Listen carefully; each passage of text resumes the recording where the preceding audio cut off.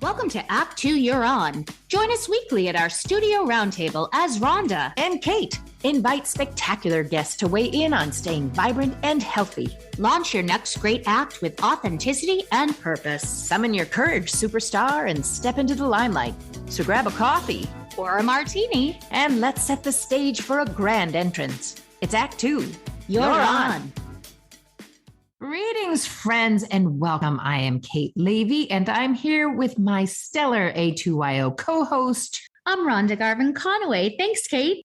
And we are joined by our super talented producer, Kathy Carswell. And I'm thrilled to talk to Orla Callahan today, licensed acupuncturist and Qigong practitioner, and generally one of the wisest healers I know.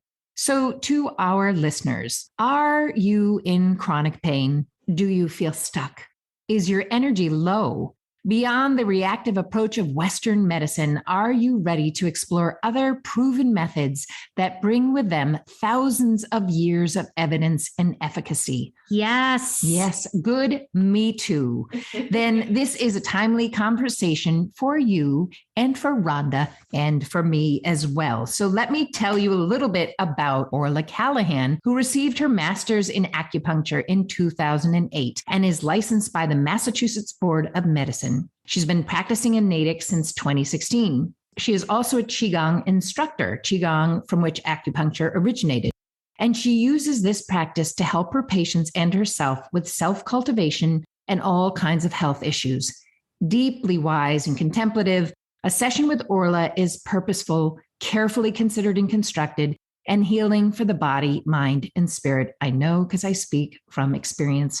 When not doing this work she loves so dearly, you will find Orla cheering on her son's soccer team, kayaking in the lake by her house, and spending time in Ireland, where she was born and lived until her mid-20s. Welcome, Orla. Thank you so much. It's great to be here.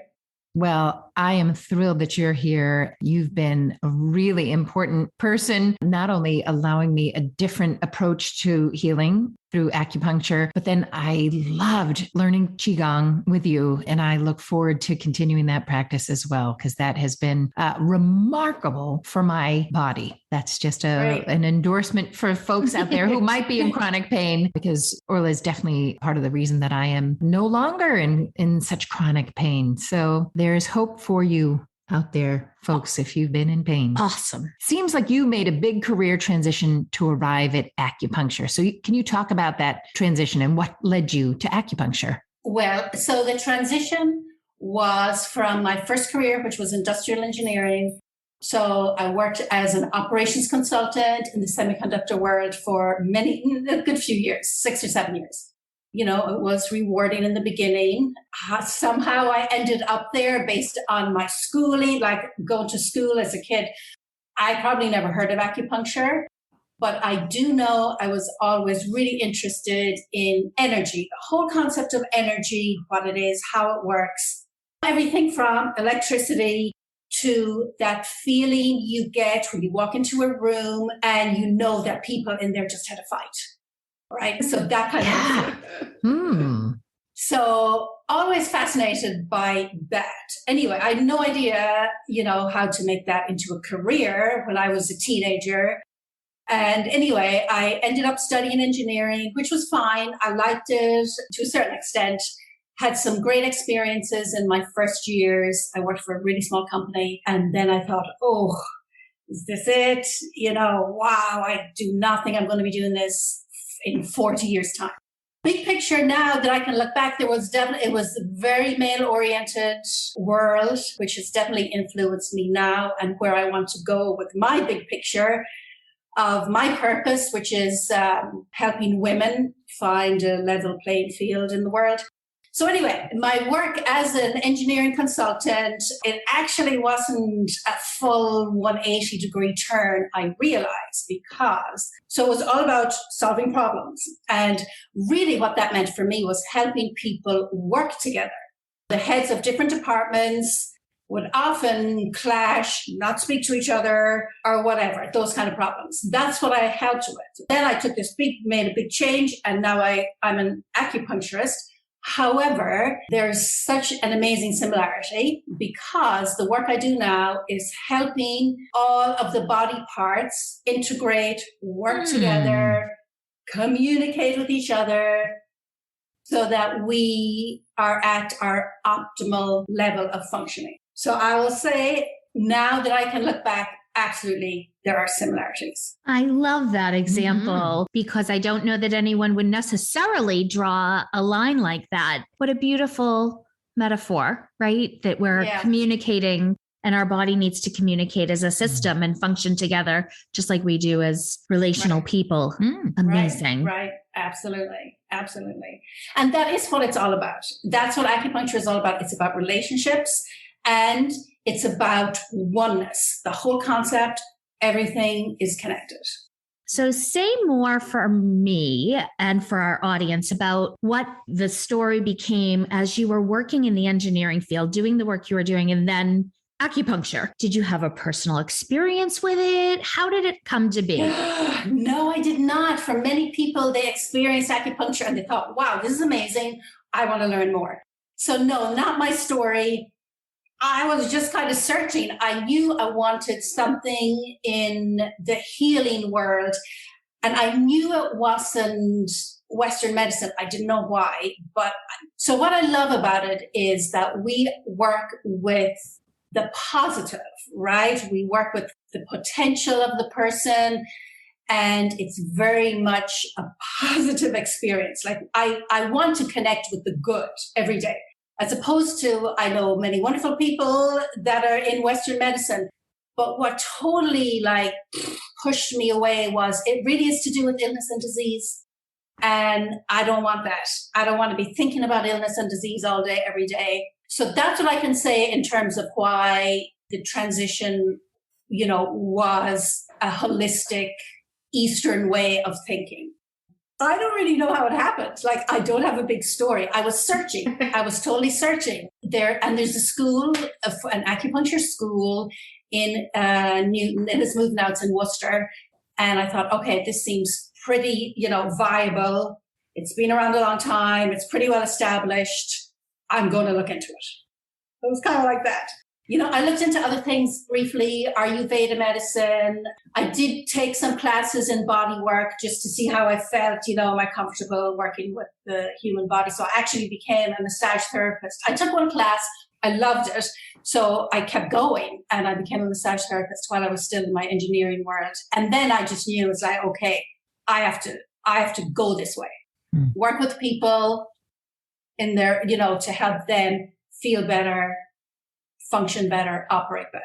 Well, what a brave example you are to all of us. Yeah, but I kind of had to, I don't know why, but I had to do it. That's what it felt like. And I'm wondering, so I mentioned Qigong in your bio. Can you explain what that is and why it's so awesome? So I love it. It's my favorite thing. It's my favorite part of my work, right? So Qigong is where acupuncture came from. This is the ancient Chinese sages. When they were meditating or practicing Qigong, they pretty much downloaded the whole acupuncture system, the meridians, and it is basically acupuncture is a spiritual practice, which comes from Qigong, which is a more obvious spiritual practice. It's comparable to yoga, I guess, right? Because so many people know what yoga is. Qigong is like the Chinese, I don't want to say it's the Chinese equivalent, but that's a good way to start thinking about it. The postures are pretty much all standing postures. And it is really a way of connecting with universal energy to help all of us heal ourselves. So the reason I love it so much, right, is because it's like acupuncture. A couple of things. It's like acupuncture without the needles, which is always like, people love that concept, right? But it's even more powerful than acupuncture because you are doing the work. You have to do the work is the thing, right? So you are doing the work yourself. There's no middleman. It's just you connecting with the universe and stretching out your meridians and getting the chi from the universe, getting the energy from the universe to heal yourself on all these levels, body, mind, spirit. Mm. And I have to say, as a little testimonial, so when I practice Qigong, and I have to say, I fall on and off that wagon, but when I'm doing it, I wake up in the morning with energy, and I wake up and my body does not hurt. My neck doesn't hurt. It's sort of miraculous. And these are not crazy hard motions. Everybody can do them. I mean, unless you are impaired in some way or you're injured. They are simple motions. You have to be taught them, but they are easy to do at home by yourself. The difference in my quality of life when I am in that practice is just remarkable. So now I've just scolded myself in my mind, and I thought, I'm going to do some of my Qigong. I'm going to start back into it because it is remarkable how different my body feels when I'm doing, and they're not hard. This is not complicated. It's very beautiful, and they're very natural motions. Absolutely. And that is the beauty of it. It's simple, but it's also challenging. Like, it looks really easy. If somebody's walking by and they see a group of people doing Qigong, they're like, oh, it looks like nothing. But when you're doing it, it really is working on what we believe is the energy level of the body, right? So it affects the muscular system, the cardiovascular system, the respiratory system. All the systems are affected and improved. But the work of Qigong and Tai Chi, the work is on the energy level. So the movements are slower to access it. But then once you get into it, you feel it. You feel the energy. You feel your body changing and shifting in really good ways. So the beauty is anybody can do it anywhere, anytime. You don't need any equipment, and it's really powerful. I just love sharing it with people because it's incredible, the benefits. Yeah. And you absolutely can practice it on your own. But I have to say, my favorite is when you run your Zoom, you do these classes that you can sign up for. That's really good for me. I really love those. They're a great check-in, and then it gets me back doing it. And then, I don't know, something makes me fall off, but it is very special. These motions, I don't know, if you get a chance to study with Orla, you will never, I defy you to not feel better from learning this art form. And you can, it's very accessible. Yeah, absolutely. And I guess I just want to mention for people that might be listening that know something about Qigong. So my teacher is Grandmaster Nan Lu. He is a Chinese guy in his mid-60s now. He's based in New York City. He came to the States about 30 years ago. So he is the holder of two lineages. That's how the whole Tai Chi Qigong world works. It's like where does it come from? How far back does it go? So one of his lineages that we now work with goes to Lao Tzu, if you know that name. So he's one of the ancient Chinese famous philosophers. So that's pretty special. That is very special. My favorite high school English teacher gave me that book, one of his books when I was young, and that I still carried around with me. The Tao Te Ching. That's the famous book, Tao Te Ching. Yeah. That's extraordinary. Yeah. Orla, if someone out there or right here in my seat is in transition, maybe let's say it's me. You're asking for a friend whose name happens to be Rhonda too. Aren't we always, though? Right. The one thing we can count on is we're forever evolving and changing and growing. And so transition is part of being human. How can acupuncture help us as we are in a stage of transition? In so many ways. I mean, simple answer is help you achieve inner peace. That's it, right? That's my simple answer. That's everything. That's everything, right? It's like keeping it together while these transitions happen. Like you say, we're always in transition, and like right now, my goodness, humanity is in a big transition. Yes. And what I certainly hear in my office from the acupuncture clients and the Qigong groups when we talk about, what's going on with them, people are struggling with a lot of health symptoms because of either the big transition we're going through coming out of COVID, or other individual things that might be going on with people, changing jobs, getting divorced, those kind of things. So it all impacts us emotionally on a very deep level. So the work acupuncture does is very much on an emotional level. It's like there are 3 levels, the body, mind, spirit. It's like the body, we say the body never lies. It will tell you what's really going on. The mind will lie. It will tell you all kinds of things, right? And usually not, sometimes not great things. And that's when you need to know, oh, don't listen to that, right? Don't listen to that voice. So on the emotional level, we do a lot of work. Right. And things like, so I say inner peace, and that means that acupuncture can help you sleep well. It's like the basic foundations of health, right? Sleeping well, eating well. Like for some people, they eat when they're stressed, for example. We can certainly work on that, right?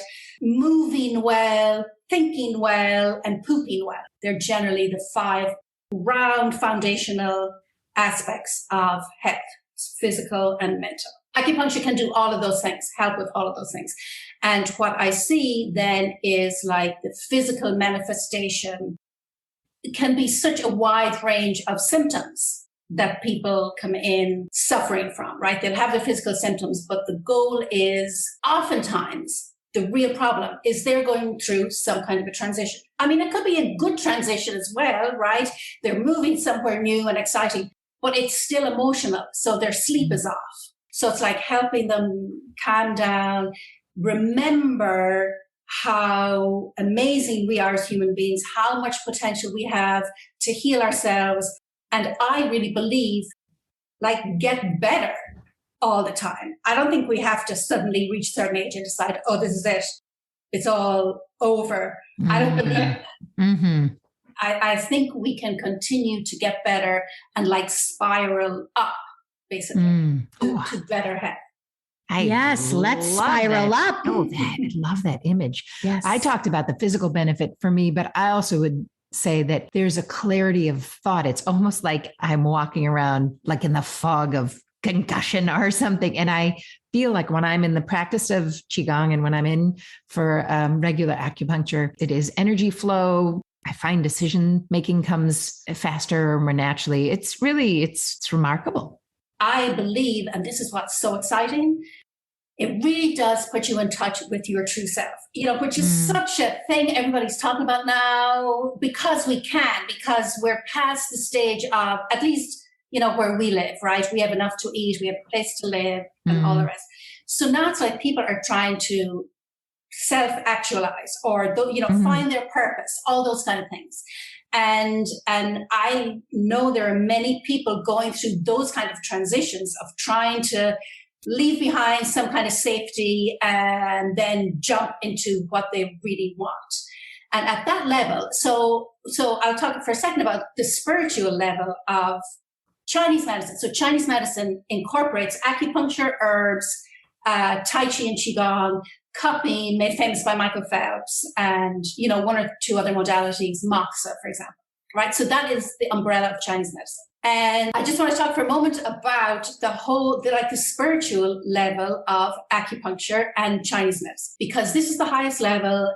This is what it means is, are we waking up every day and living our true purpose? And so people will come in for acupuncture, because they have aches and pains. And then over time, what seems like totally unrelated, they'll realize, oh, I quit my job and I started my own business. And I truly believe the practice of acupuncture, like you say, Kate, it helps clear the mind and it helps people figure out what's going on, what's important. My teacher has plenty of stories about people that come to see him kind of on death's door, right? They have been given pretty serious news about their health, but, nothing can be done for them.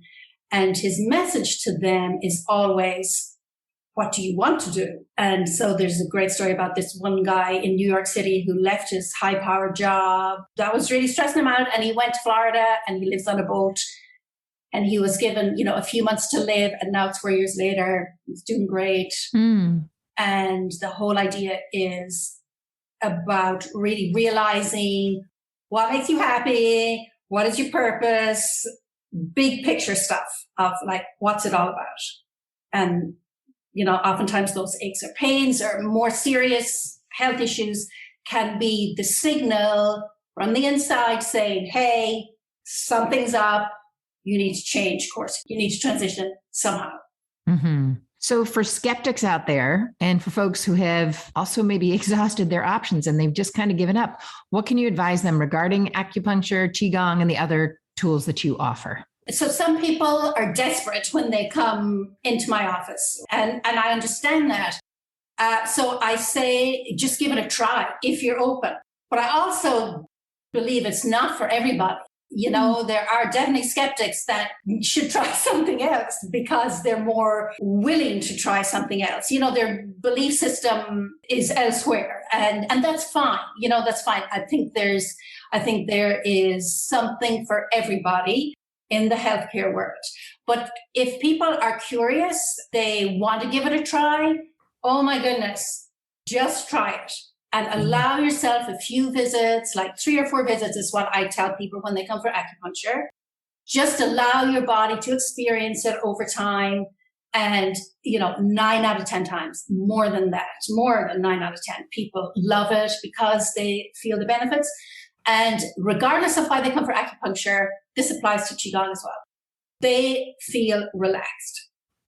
And, when you're relaxed, it's like everything is better. It's kind of like when you sleep, everything is better. So regardless of why people come for acupuncture, oftentimes the focus for me will be to make sure they're sleeping well, because that's such a key component to good health.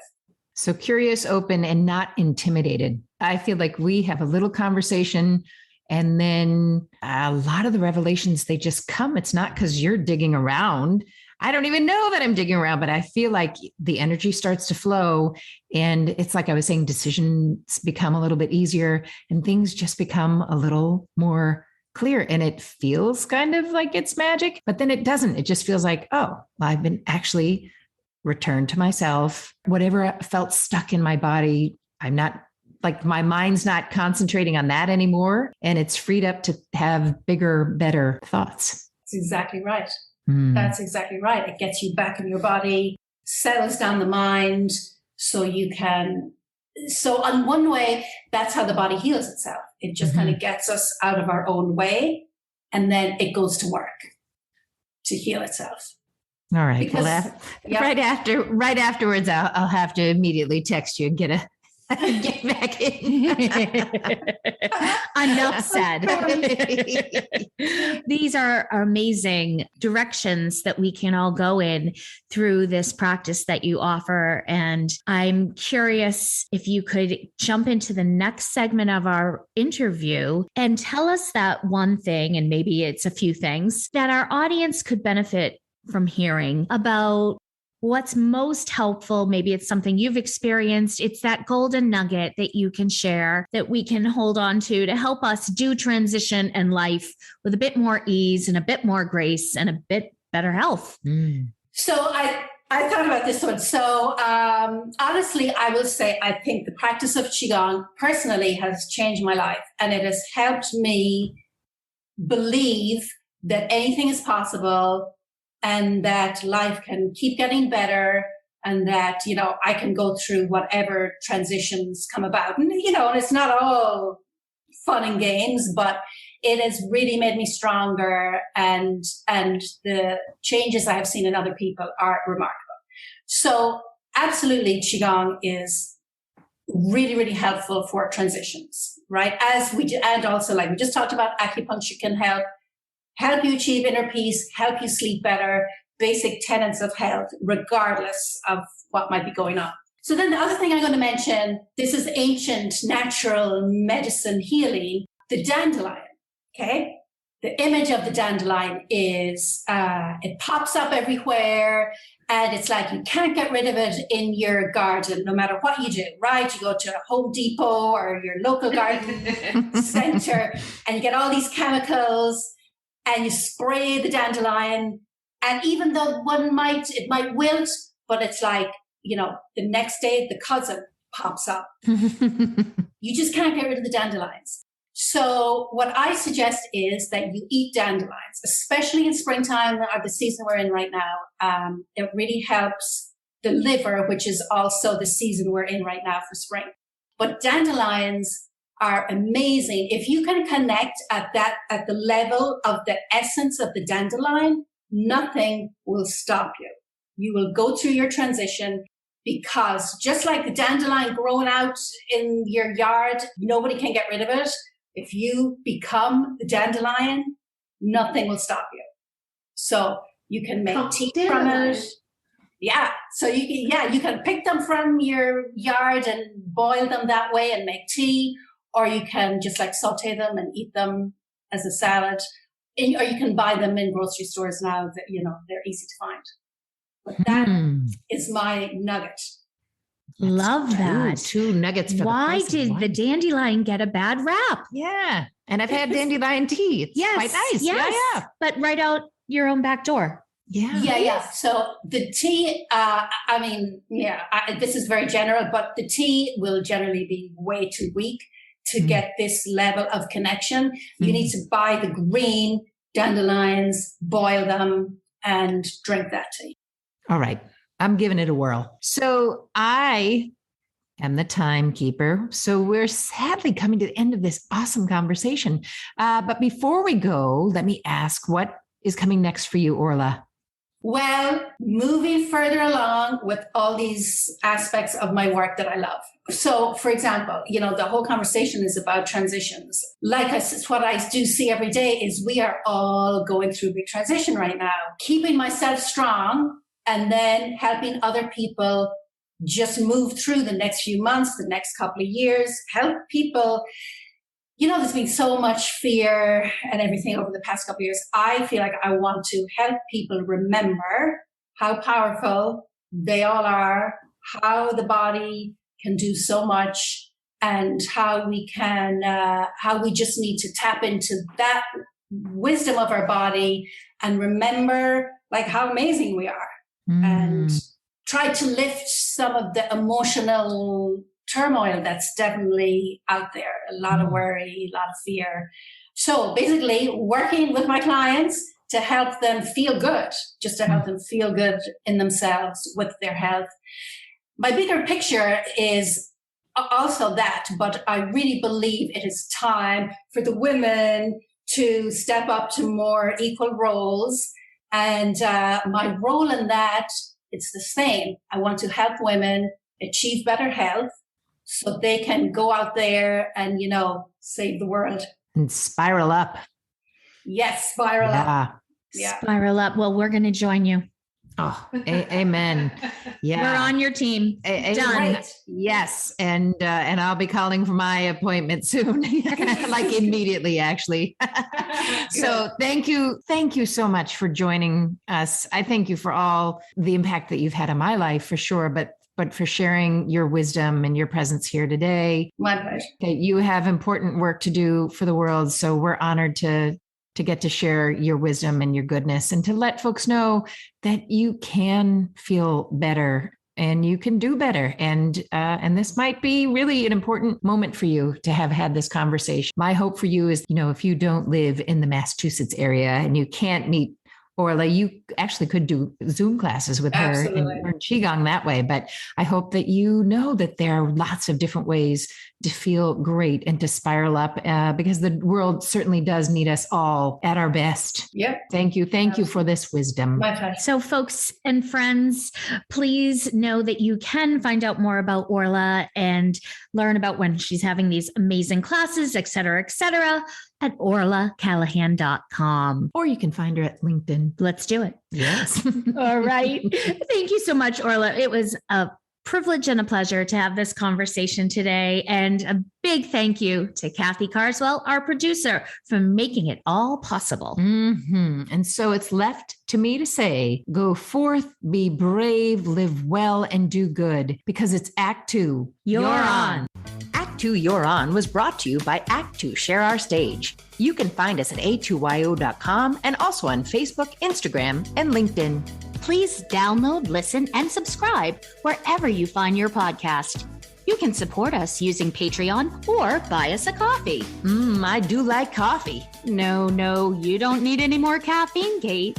Buy Us a Coffee is a platform that folks can use to support entrepreneurs and artists like us. So we can keep providing resources for the doers and dreamers to find connection, purpose, and the skills needed to create a sustainable, fulfilling life to better serve the world. And also, so we can buy more coffee. Oh, Kate, thanks for listening, everyone.